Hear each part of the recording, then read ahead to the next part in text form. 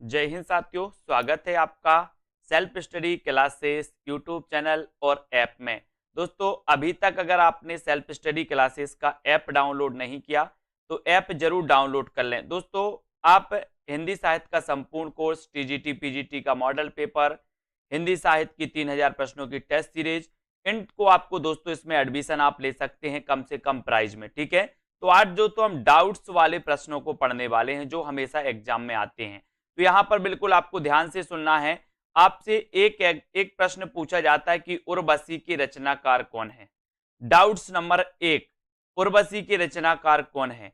तब आपके मन में एक डाउट्स रहता है कि ये तो दिनकर की रचना है। ठीक है, एक डाउट्स रहता है।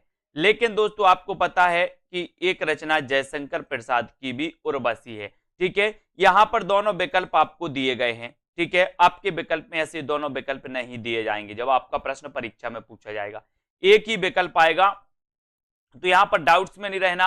आपको क्या करना है, यहां पर अगर दिनकर ऑप्शन में आता है तो आप दिनकर लगाइए, और जयशंकर प्रसाद आता है तो जयशंकर प्रसाद लगाइए। क्योंकि उर्वशी की रचना दोस्तों जयशंकर प्रसाद ने सबसे पहले की थी, फिर बाद में की थी दिनकर ने। और दिनकर को एक रचना के लिए दोस्तों क्या मिला था, उर्वशी के लिए ज्ञानपीठ पुरस्कार भी इन्हें मिला था। कब मिला था, 1972 में। ठीक है, तो ये चीज आपको याद रख लेना। यानी कि उर्वशी रचना इन दोनों रचनाकारों की भी, मतलब उर्वशी नाम से इन दोनों की रचना है। ठीक है, डाउट्स नंबर 1 आपका क्लियर। डाउट्स नंबर 2 देखते हैं दोस्तों, हिंदी का पाणिनि किसे कहा जाता है। हिंदी का पाणिनि किसे कहा जाता है। अब दोस्तों यहां पर क्या डाउट्स रहता है आपका, सबसे पहले आपसे पूछा जाता है हिंदी का पाणिनि, और आप आंखें बंद करके लगाते कामता प्रसाद गुरु। ठीक है, जबकि क्वेश्चन ऐसा नहीं है। हिंदी का पाणिनि आपसे पूछा है अगर, तो आपको लगाना किशोरी दास वाजपेयी। अगर हिंदी का पाणिनि आपसे पूछा है तब आपका उत्तर होगा किशोरी दास वाजपेयी। लेकिन अगर यहां पर आपसे पूछा कि हिंदी व्याकरण का पाणिनि, अगर आपसे हिंदी व्याकरण का पाणिनि पूछा है तो आप क्या लगाओगे, कामता प्रसाद गुरु। तो दो क्वेश्चन यहां से आपके डाउट्स वाले क्लियर हो जाते हैं। क्या क्या हो जाते हैं, आपसे नॉर्मल क्वेश्चन आएगा कि हिंदी का पाणिनि किसे कहा जाता, तो आप क्या लगाओगे, किशोरी दास वाजपेयी। अगर आपसे पूछा जाए हिंदी व्याकरण का पाणिनि किसे कहा जाता, तो आप लगाओगे कामता प्रसाद गुरु, है ना। फिर आपसे अगर पूछा जाएगा दोस्तों कि प्राकृत का पाणिनि किसे कहा जाता, तो आपका उत्तर हो जाएगा हेमचंद्र, आपको पता होगा। ठीक है, तो इस प्रकार से क्वेश्चन आते हैं। तो डाउट्स नंबर 2 आपका यहां पर क्लियर होता है। बात कर लेते डाउट्स नंबर 3 की। प्रयोगवाद शब्द का सबसे पहले प्रयोग किसने किया। अब यहां पर क्या डाउट्स रहता है दोस्तों, ये डाउट्स रहता है कि प्रयोगवाद का जब प्रवर्तन या प्रयोगवाद के जब प्रवर्तक अज्ञेय माने जाते हैं, तो प्रयोगवाद शब्द का सबसे पहले प्रयोग भी किसने किया होगा, अज्ञेय ने। ऐसा आप मान बैठते अगर आपने नहीं पढ़ा तो। लेकिन आपको पता होनी चाहिए कि प्रयोगवाद शब्द का सबसे पहले प्रयोग किया था किसने, नंद दुलारी वाजपेयी ने। सबसे पहले प्रयोग किया था इस प्रयोगवाद का किसने, नंद दुलारी वाजपेयी ने। लेकिन अगर यहां क्वेश्चन पूछा जाता है कि प्रयोगवाद के प्रवर्तक कौन है, तो आप लगाओगे क्या, अज्ञेय। प्रयोगवाद के प्रवर्तक कौन है, तो अज्ञेय। प्रयोगवाद शब्द का सबसे पहले प्रयोग किसने किया, तो आप लगाओगे नंद दुलारी वाजपेयी। ठीक है, तो डाउट्स नंबर 3 आपका यहां से क्लियर हो जाता है। बात करते हैं दोस्तों डाउट्स नंबर 4 की। एक राष्ट्रीय आत्मा नाम से किसे जाना जाता है। अब ऐसा अगर क्वेश्चन आपसे पूछा जाए तो आप कंफ्यूज हो जाते हो और आप आंखें बंद करके लगा देते माखनलाल चतुर्वेदी। लेकिन क्वेश्चन ऐसा नहीं है, है ना। क्वेश्चन क्या बोला, एक राष्ट्रीय आत्मा। तो राष्ट्रीय आत्मा अगर आपसे पूछा जाता तो आपका उत्तर होगा राजा राम शुक्ल, है ना। अगर आपसे पूछा जाएगा एक राष्ट्रीय आत्मा नाम से किसे जाना जाता, तो आप लगाते राजा राम शुक्ल। अगर आपसे पूछा जाता कि एक भारतीय आत्मा, एक भारतीय आत्मा नाम से किसे जाना जाता, तो आप क्या लगाते दोस्तों, माखनलाल चतुर्वेदी। तो जो दो प्रश्न डाउट्स वाले आते हैं, आपसे पूछा जाएगा एक भारतीय आत्मा किसे जाना जाता, तो आप माखनलाल चतुर्वेदी लगाना। और एक राष्ट्रीय आत्मा नाम से किसे जाना जाता, तो आप क्या लगाओगे, राजा राम शुक्ल। तो डाउट्स नंबर 4 आपका बिल्कुल क्लियर। ठीक है, डाउट्स नंबर 5 है ना, अपभ्रंश का भवभूति किससे कहा जाता है। अपभ्रंश का भवभूति किसे कहा जाता है, तो यहां पर दोस्तों दो चीजें बनती हैं। एक तो पूछा जाता है अपभ्रंश का वाल्मीकि, है ना, एक अपभ्रंश का वाल्मीकि पूछा जाता है। तो अपभ्रंश का वाल्मीकि और अपभ्रंश का भवभूति, यहां पर आपको कंफ्यूज हो जाता है कि अपभ्रंश का वाल्मीकि किसे कहा जाता, अपभ्रंश का भवभूति किसे कहा जाता। तो याद रख लेना, अपभ्रंश का भवभूति कहा जाता दोस्तों पुष्पदंत को। अब हमें काय की भभूति लगाना है, बोले सर हम पुष्प की भभूति लगाएंगे, है ना। तो आपसे पूछा जाएगा अपभ्रंश का भवभूति किसे कहा जाता, तो आप उत्तर लगाओगे पुष्पदंत। लेकिन अगर आपसे पूछा जाए कि अपभ्रंश का वाल्मीकि किसे कहा जाता, तो आप क्या लगाओगे, स्वयंभू, है ना। बोले हम तो स्वयं वाल्मीकि हैं, स्वयं वाल्मीकि, तो स्वयं से स्वयंभू और वाल्मीकि से वाल्मीकि। तो अब कबीर की भाषा को साधुक्री भाषा किसने कहा। यहां पर दोस्तों बहुत सारा डाउट्स रहता है। डाउट्स कैसा रहता है, दो क्वेश्चन पूछे जाते हैं। एक तो पूछा जाता है कि कबीर की भाषा को पंचमेल खिचड़ी किसने कहा, और दूसरा पूछा जाता है कबीर की भाषा को साधुक्री किसने कहा, है ना। तो और दोस्तों कबीर को वाणी का डिक्टेटर किसने कहा, तीसरा क्वेश्चन। इन तीन में डाउट्स रहते हैं। अब इस डाउट्स को अब आज हम क्लियर करते हैं। डाउट्स नंबर अपना फर्स्ट यही है कि कबीर की भाषा को साधुक्री किसने कहा। तो तब ऐसा अगर पूछा जाए साधुक्री किसने कहा, तो आपको लगाना रामचंद्र शुक्ल, है ना। और अगर आपसे पूछा जाए कि कबीर की भाषा को पंचमेल खिचड़ी किसने कहा, तो पंचमेल खिचड़ी किसने कहा, श्याम सुंदर दास ने। अब बोले सर इसको कैसे याद रखेंगे, तो आपको पता है जब पंचमेल खिचड़ी बनेगी तो वो खराब बनेगी या फिर सुंदर बनेगी। बोले सर बहुत ही सुंदर पंचमेल खिचड़ी बनी, सुंदर बनेगी ना पंचमेल, तो श्याम सुंदर पंचमेल कहेंगे और रामचंद्र शुक्ल क्या कहेंगे, साधुक्री कहेंगे, है ना। ये आपको याद रख लेना। अब आपने देखा होगा राम वनवास गए थे साधु के भेष में गए थे ना, तो साधुक्री कौन कहेगा, राम से रामचंद्र शुक्ल, पंचमेल खिचड़ी कौन कहेगा, श्याम सुंदर दास, है ना। वाणी का डिक्टेटर किसे कहा जाए, हजारी प्रसाद द्विवेदी, है ना। हजारी प्रसाद द्विवेदी ने वाणी का डिक्टेटर कहा। तो डाउट्स नंबर 1 आपका यहां पर क्लियर होता है, ठीक है। डाउट्स नंबर 2 की बात करें, अर्धनारीश्वर के रचनाकार कौन है।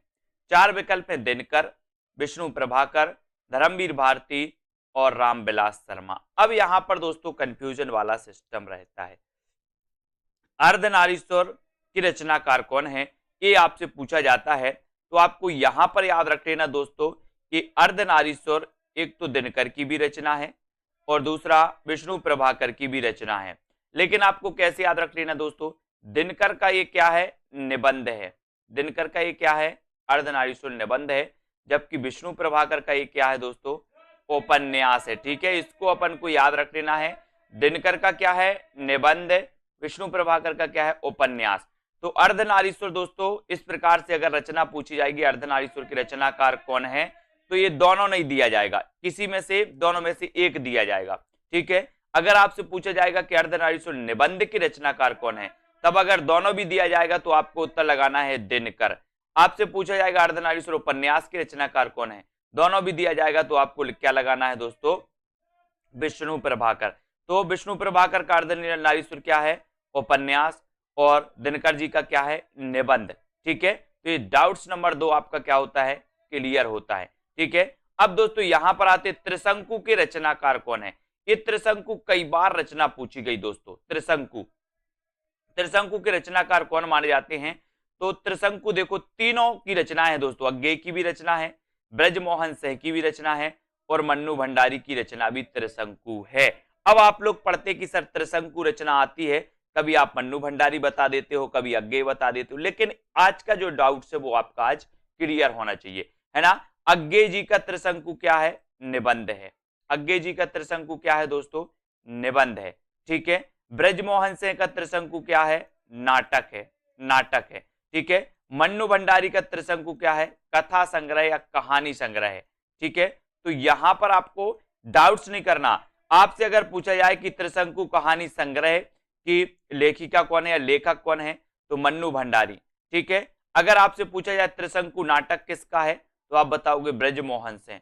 त्रिशंकु दोस्तों निबंध किसका है, तो आप क्या बताओगे, अज्ञेय जी का। और नॉर्मल क्वेश्चन अगर पूछा जाए कि त्रिशंकु के रचनाकार कौन है, तो 3 में से विकल्प में एक आपके विकल्प में दिया जाएगा, या तो अज्ञेय होगा या ब्रजमोहन सिंह या मन्नू भंडारी। इन 3 में से एक आपके विकल्प में होगा, तीनों कभी नहीं होगा, ठीक है। तो त्रिशंकु निबंध किसका, अज्ञेय। त्रिशंकु नाटक ब्रजमोहन सिंह, है ना। त्रिशंकु दोस्तों कहानी संग्रह मन्नू भंडारी, ठीक है। तो डाउट्स नंबर दोस्तों अपना ये क्लियर होता है ना, सभी का डाउट्स। इसी प्रकार से दोस्तों कई वीडियो आने वाले हैं डाउट्स वाले, जिनको अपन क्लियर करेंगे।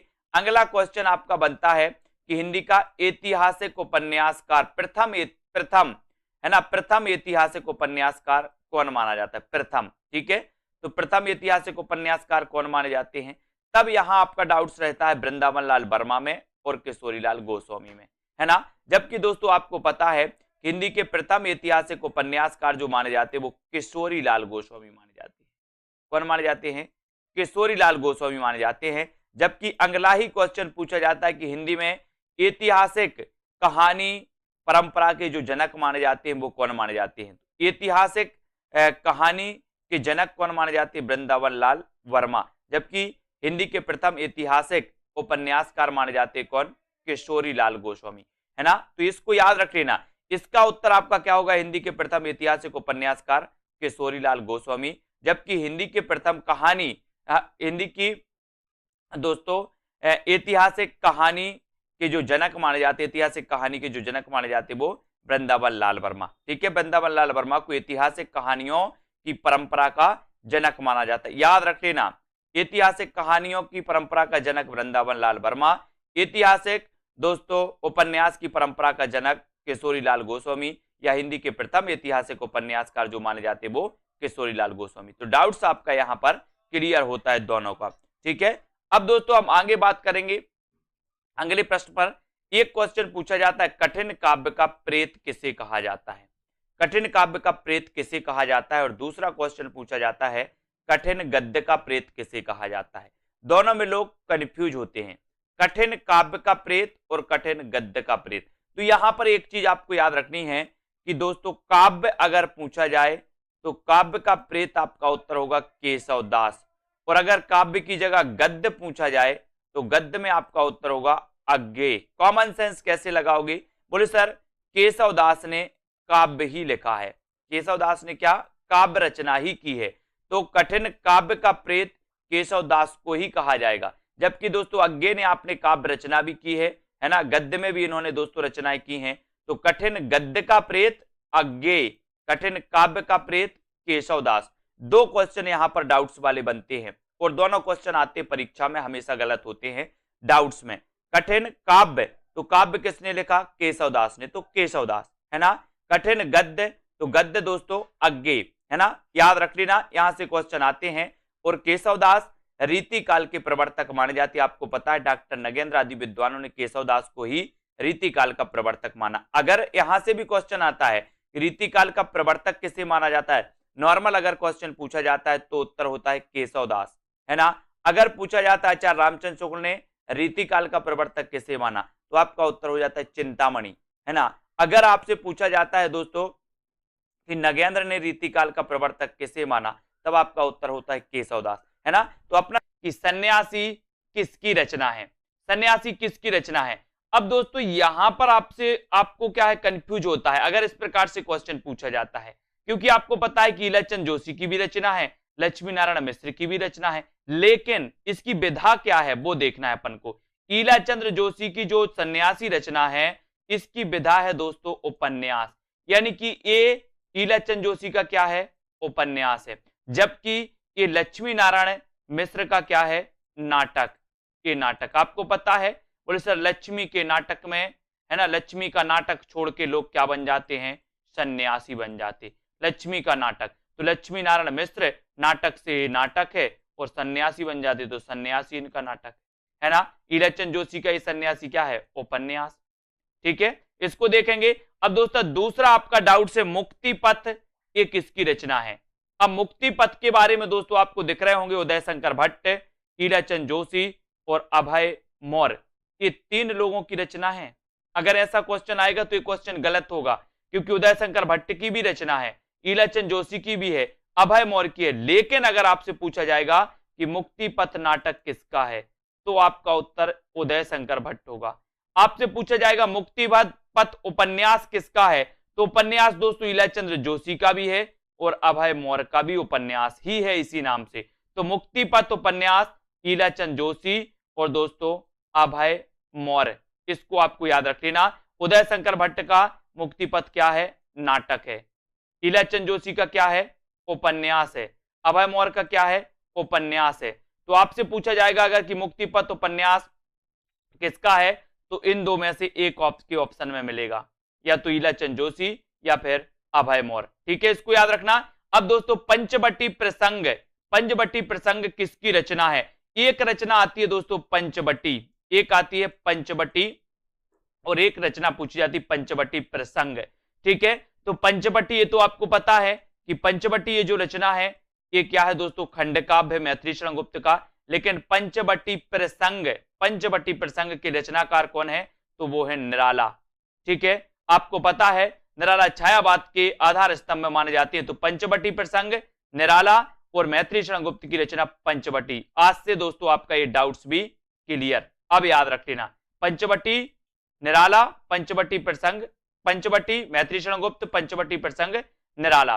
ठीक है, फिर यहां पर बात करते वापसी किसकी रचना है? वापसी, तो वापसी के बारे में दोस्तों आपने कई बार पढ़ा होगा, ऊषा प्रियंवदा। ये तो सबको पता है कि वापसी ऊषा प्रियंवदा की क्या है, कहानी है। लेकिन अगर आपसे पूछा जाए कि वापसी एकांकी किसकी है, तो आपको क्या बताना है? वापसी एकांकी की रचनाकार उदय शंकर भट्ट, वापसी कहानी ऊषा प्रियंवदा। ठीक है, इसको याद रख लेना। और आपसे नॉर्मल पूछा जाए वापसी किसकी रचना है, तो इन दो में से एक ऑप्शन आपको मिलेगा, या तो ऊषा प्रियंवदा या उदय शंकर भट्ट, दोनों एक साथ नहीं मिलेंगे। Doubts clear? इसी प्रकार से दोस्तों आपको बने रहना है, वीडियो को लाइक और शेयर जरूर करना है। आपका अगला डाउट से रस विमर्श किसकी रचना है? रस विमर्श के लेखक कौन है? यहां तो सीधा सीधा है दोस्तों, रस विमर्श राममूर्ति त्रिपाठी, रश्मि मानसा रामचंद्र शुक्ल, रस सिद्धांत डॉक्टर नगेंद्र, है ना। कई बार पूछा गया कि डॉक्टर नगेंद्र इनकी रचना कौन सी है? रस सिद्धांत। रामचंद्र शुक्ल रश्मि मानसा, है ना। डॉक्टर राममूर्ति त्रिपाठी रस विमर्श। तो ये भी डाउट्स आपका क्लियर होता है, डाउट्स को भी अपन को क्लियर करना है। ठीक है, स्वच्छंदतावाद शब्द का सबसे पहले प्रयोग किसने किया था? अब देखते हैं दोस्तों, इस प्रश्न में बहुत सारे लोग गलत करके आएंगे, क्योंकि उनको पता है कि स्वच्छंदतावाद के प्रवर्तक तो कौन माने जाते हैं? श्रीधर पाठक। तो श्रीधर पाठक ने ही स्वच्छंदतावाद का सबसे पहले प्रयोग किया होगा, ये ऐसा मानना हो जाता। लेकिन नहीं, डाउट्स क्या है? श्रीधर पाठक स्वच्छंदतावाद के प्रवर्तक हैं, लेकिन स्वच्छंदतावाद शब्द का प्रयोग सबसे पहले किया था मुकुटधर पांडे ने। अपन पढ़ते ना कि छायावाद शब्द का सबसे पहले प्रयोग किसने किया था? मुकुटधर पांडे ने। ऐसे ही स्वच्छंदतावाद शब्द का सबसे पहले प्रयोग भी मुकुटधर पांडे ने ही किया था। और दोस्तों स्वच्छंदतावाद के प्रवर्तक माने जाते श्रीधर पाठक। इनको आपको याद रख लेना है दोस्तों। ठीक है, इन्हें आपको पता है प्रकृति का उपासक कभी भी कहा जाता है। किसे? श्रीधर पाठक को। एक क्वेश्चन आता है, प्रकृति का सुकुमार कवि किसे कहा जाता है? प्रकृति का चितेरा कवि कैसे कहा जाता है? लोग लगा देते आंखें बंद करके पंत। लेकिन एक क्वेश्चन आता है कि प्रकृति का उपासक कवि किसे कहा जाता है, तब दोस्तों फिर भी लगा देते पंत। अब नहीं लगाना। प्रकृति का उपासक कवि श्रीधर पाठक, स्वच्छंदतावाद का प्रवर्तक श्रीधर पाठक, है ना। स्वच्छंदतावाद शब्द का सबसे पहले प्रयोग किसने किया? मुकुटधर पांडे ने। इन क्वेश्चनों को आपको बहुत अच्छे से पढ़ना है। डाउट्स नंबर 2, फूलों का गुच्छा की रचनाकार कौन है? यहां दोस्तों 61 फंस जाती है। फूलों का गुच्छा और फूलों का कुर्ता। एक क्वेश्चन पूछा जाता है फूलों का कुर्ता ये किसकी रचना है? तो फूलों का गुच्छा रचना किसकी है? भारतेंदु हरिश्चंद्र की। लेकिन यहीं पर आपसे फूलों का कुर्ता पूछ लिया जाता तब भी आप कंफ्यूज हो जाते। फूलों का कुर्ता यशपाल, और जो फूलों का कुर्ता पहनेगा उसका यश बहुत होगा, बहुत, है ना, यश होगा, तो यशपाल। फूलों का कुर्ता यशपाल, फूलों का गुच्छा भारतेंदु हरिश्चंद्र। इनको अपन को याद रख लेना है। अब दोस्तों ये डाउट्स नंबर अपन 3, हिंदी का प्रथम कवि कौन है? अब यहां भी कई लोग कंफ्यूज हो जाते। अगर आपसे पूछा जाए कि हिंदी का प्रथम कवि कौन है और प्रथम की जगह कवि पूछ लिया जाता है कि हिंदी का प्रथम महाकवि कौन है, तो क्या होता है? कंफ्यूजन। बोले हिंदी का प्रथम कवि कौन है तो उत्तर लगाते सरहपा, है ना। लेकिन अगर पूछ लिया जाए कि हिंदी का प्रथम महाकवि कौन है तो आपको उत्तर लगाना है चंद्रबरदाई। ठीक है, चंद्रबरदाई आपका सही उत्तर होगा। हिंदी का प्रथम महाकवि पूछा तो चंद्रबरदाई, हिंदी का प्रथम कवि पूछा तो सरहपा। ठीक है, और हिंदी का प्रथम कवि स्वयंभू को माना किसने? राम कुमार वर्मा ने। ये भी आपको याद रख लेना। ठीक है, और राहुल सांकृत्यायन ने किसे माना? सरहपा को। ठीक है, अगला डाउट्स, अगला है युगधार के रचनाकार कौन है? युगधार, अब यहां से दो रचनाएं आती हैं दोस्तों, एक तो पूछी जाती है युगधार और दूसरी पूछी जाती है युगधारा। अब इनको आपको दोस्तों क्या करना है?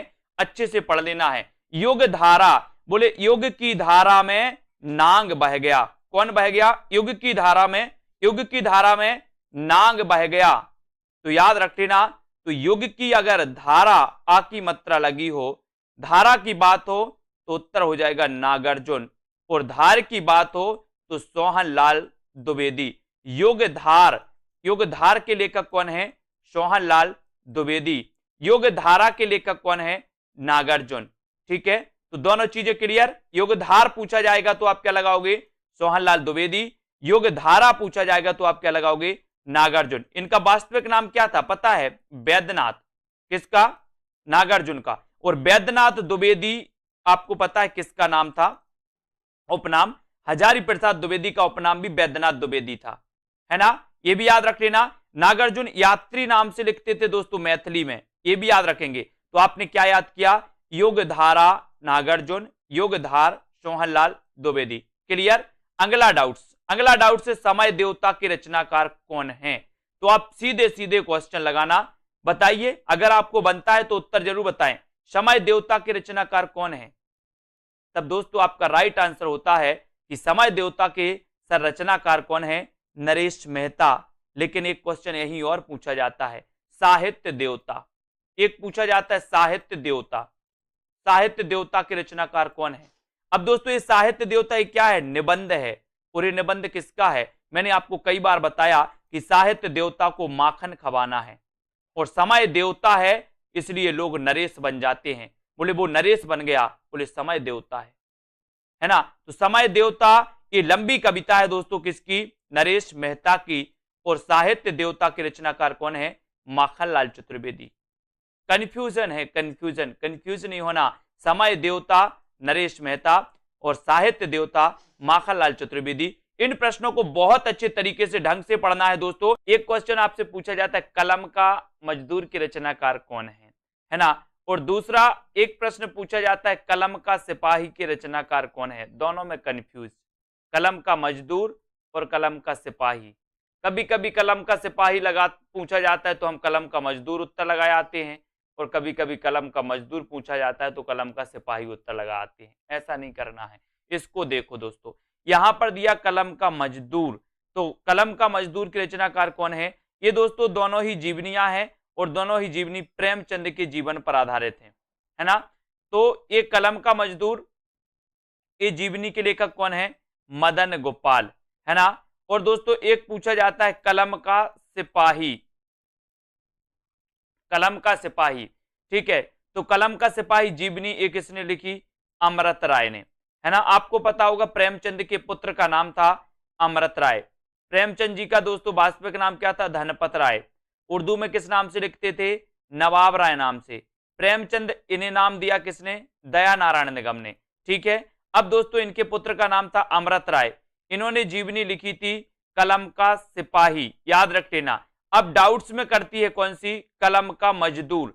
अब कलम का मजदूर को याद कैसे रखना है? यहां पर आया मां से मजदूर और मां से मदन गोपाल। इतना बस आपको याद रख लेना कि सर मां से मजदूर आता है और मां से इसका उत्तर मदन गोपाल आता है। बाकी आप कलम का सिपाही अपने आप उत्तर लगा के आओगे कि अमृत राय की है। डाउट्स को क्लियर करने के लिए इतना याद रख लेना। तो डाउट्स नंबर 1 क्लियर, कलम का मजदूर मदन गोपाल, कलम का सिपाही अमृत राय। ठीक है, अगला डाउट्स, अगला डाउट्स आपको होता है मेरी जीवन यात्रा आत्मकथा के लेखक कौन है? मेरी जीवन यात्रा, यहां दोस्तों आपको डाउट्स होता है दो लोगों की रचना है, दो लोगों की आत्मकथा है इसी नाम से। कौन कौन की? एक तो राहुल सांकृत्यायन की है, और एक है दोस्तों किसकी? एक है जानकी देवी बजाज की। ठीक है, जानकी देवी बजाज। तो आपको याद रख लेना कि एक राहुल सांकृत्यायन ऑप्शन में 2 नहीं आएगा। और जब आपसे इस प्रकार से प्रश्न आएगा कि मेरी जीवन यात्रा आत्मकथा किसकी है, तो या तो ऑप्शन में राहुल सांकृत्यायन होगा या जानकी देवी बजाज होगा। ठीक है, तो आपको याद रख लेना, बोले मेरी जीवन यात्रा बजाज गाड़ी से प्रारंभ हुई। कौन सी गाड़ी? बजाज गाड़ी से। नहीं तो ऐसा कर लेना, बोले मेरी नहीं मेरी जान की जीवन यात्रा बजाज गाड़ी से प्रारंभ हुई थी। ऐसे याद कर लो, ये जल्दी याद हो जाती। तो जानकी देवी बजाज, ठीक है, और राहुल सांकृत्यांश। तो डाउट नंबर 2 आपका क्लियर, दोनों की आत्मकथा एक ही नाम से है, ठीक है। अगला क्वेश्चन है दोस्तों, अर्ध कथा किसकी आत्मकथा है? अर्ध कथा और अर्ध कथानक, है ना। इस प्रकार से दोस्तों अपन देखते हैं तो अर्ध कथानक एक दोस्तों बनारसी दास जैन की है। आपको पता होगा हिंदी की प्राचीन आत्मकथा मानी जाती है। कौन सी? अर्ध कथानक, ठीक है, अर्ध कथानक, ये बनारसी दास जैन की। और कहीं कहीं इसको आपको अर्ध कथा लिखा भी मिल जाएगा बनारसी दास जैन की, तो कंफ्यूज नहीं होना। ये बनारसी दास जैन की अर्ध कथानक भी है और अर्ध कथा भी लिखा मिल जाता है। लेकिन दोस्तों अर्ध कथा एक नगेंद्र की भी आत्मकथा है।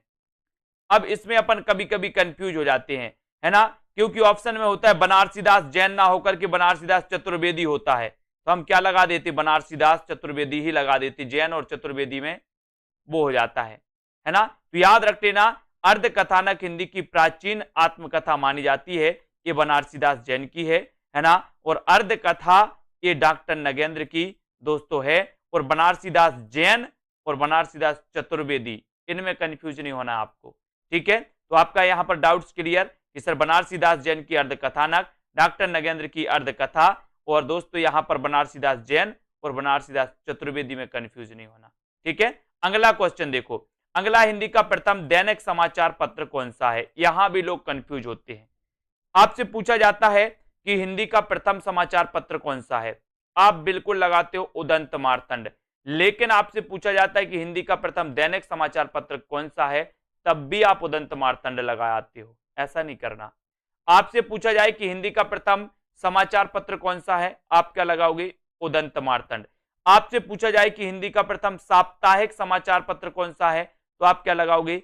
उदंत मार्तंड। लेकिन अगर आपसे पूछा जाए कि हिंदी का प्रथम दैनिक समाचार पत्र कौन सा है, तो आपको उदंत मार्तंड नहीं लगाना, क्योंकि जो दैनिक प्रथम दैनिक समाचार पत्र था वो था कौन सा? समाचार सुधावर्षण, है ना। इसके संपादक थे श्याम सुंदर सेन, ठीक है, इसको याद रख लेना दोस्तों, श्याम सुंदर सेन, ये समाचार सुधावर्षण, ठीक है। और उदंत मार्तंड ये आपको याद रख लेना, ठीक है। ये दोस्तों ये हिंदी का प्रथम है ना, और ये साप्ताहिक है, और ये हिंदी का प्रथम दैनिक समाचार पत्र है। Doubts clear? आगे बढ़ते हैं। अगला क्वेश्चन, यहां मिट्टी की बारात के रचनाकार कौन है? मिट्टी की बारात। अब यहां पर दोस्तों कंफ्यूज आपके लिए होता है। एक तो ए कि कुछ लोग बोलते हैं सर शिवमंगल से सुमन की रचना है, बिल्कुल है। कुछ लोग बोलते हैं त्रिलोचन की रचना है, बिल्कुल है। दोनों की रचना है दोस्तों ये, ठीक है। आपको याद रख लेना है कि सर ये मिट्टी की बारात जो है ये शिवमंगल से सुमन का कविता संग्रह है ना, जबकि त्रिलोचन की ये क्या है? कविता है। याद रख लेना, मिट्टी की बारात। कभी आपसे पूछा जाए कि मिट्टी की बारात के रचनाकार कौन है, तो आपका ऑप्शन में एक ही होगा अगर इस प्रकार से क्वेश्चन आएगा। या आपसे पूछा जाएगा कि मिट्टी की बारात कविता संग्रह के रचनाकार कौन है, तब आपका उत्तर शिवमंगल से सुमन होगा, चाहे ऑप्शन में त्रिलोचन भी हो, है ना। या आपसे पूछा जाए मिट्टी की बारात कविता के लेखक कौन है, कविता के कवि कौन है, कविता के रचनाकार कौन है, तो आपका उत्तर हो जाएगा त्रिलोचन। इस प्रकार से दोस्तों आपसे पूछा जाता है, तो मिट्टी की बारात के रचनाकार कौन है, इस प्रकार से अगर क्वेश्चन आएगा तो इन दो में से आपका एक ही ऑप्शन आएगा, या तो शिवमंगल से सुमन या फिर त्रिलोचन, ठीक है, क्योंकि ये दोनों की रचना है दोस्तों मिट्टी की बारात। कंफ्यूज दूर, है ना, इस प्रकार से। अब दोस्तों यहां पर अपन रोज ये अपना डाउट सेशन चलता है, डाउट्स अपन क्लियर करते हैं। यहां पर अपन ने हिंदी के प्रथम दैनिक समाचार पत्र को पढ़ा, मिट्टी की बारात को देखा, है ना, और दोस्तों जीवनी देखी अपन ने, कलम का सिपाही, कलम का मजदूर, इनका डाउट्स क्लियर किया। तो ऐसे ही दोस्तों अनेकों वीडियो आने वाले हैं, आपको बस क्या करना है, ऐसा ही सेशन अपना चलता है और बढ़िया से बढ़िया दोस्तों आपको कोर्स कराया जाता है सेल्फ स्टडी क्लासेस ऐप पर। आपको कुछ नहीं करना है। आप दोस्तों अगर हिंदी साहित्य के स्टूडेंट हैं तो सेल्फ स्टडी क्लासेस से आपको जरूर जुड़ना है। आपको self study classes app download करना है, और ऐप डाउनलोड आप कर लेते हो दोस्तों, तो आपको वहां पर हिंदी साहित्य का संपूर्ण कोर्स लॉन्च किया गया, उस कोर्स में एडमिशन ले सकते हो। टीजीटी पीजीटी का मॉडल पेपर लॉन्च किया गया, उसमें आपको लेना तो ले सकते हो। 3000 प्रश्नों की टेस्ट सीरीज लॉन्च की गई है, उसमें अगर आपको प्रैक्टिस करना है, अपना आकलन करना है, तो आप उसमें एडमिशन ले सकते हो, ठीक है। तो बम्पर तरीके से दोस्तों आपको जहां पर यूट्यूब में बहुत सारा मटेरियल दिया जाता है इस चैनल के माध्यम से, वहीं ऐप पर भी दोस्तों आपको बहुत सारी चीजें प्रोवाइड की जाती है, जहां पर ट्रिकी वीडियो, विस्तृत अध्ययन, टॉपिक वाइज टेस्ट, ये सारी चीजें मिलती हैं। ठीक है, तो जरूर जुड़े, नीचे नंबर चल रहा है तो नंबर पे भी संपर्क कर सकते हैं। और दोस्तों जुड़े रहें, वीडियो को लाइक और अपने मित्रों तक शेयर जरूर करें। जय हिंद। बहुत सारे स्टूडेंट को ऐप डाउनलोड नहीं करते बन रहा है, या फिर कर भी लिया है तो कोर्स भी नहीं देख पा रहे हैं। तो मैं आज उनको बता दूं कि ये जो सेल्फ स्टडी क्लासेस इस प्रकार से जब आप प्ले स्टोर से करते हैं तो ये आपका वेल जो है आइकन उसमें लगा हुआ है ना। तो इस प्रकार से सेल्फ स्टडी क्लासेस आपको सर्च करना है और ऐसे आइकन में आपको ऐप मिलने वाला है। ठीक है, तो दोस्तों हम देखें कि प्ले स्टोर में आपको इस प्रकार से दिखेगा ये सेल्फ स्टडी क्लासेस। ठीक है, ये प्ले स्टोर में आपको सेल्फ स्टडी क्लासेस का ऐप दिखने वाला है। ठीक है, ये इमेज उसमें डली है, ये आइकन, ये लोगो उसमें डला है। ठीक है, अब दोस्तों इसको इंस्टॉल करना है, यहां से आप इंस्टॉल करेंगे। ठीक है, अब इंस्टॉल करेंगे तो वहां पर आपको नंबर मांगेगा, जीमेल नंबर मांगेगा, तो आपको ओटीपी आएगा, तो आप रजिस्टर करके आगे बढ़ेंगे।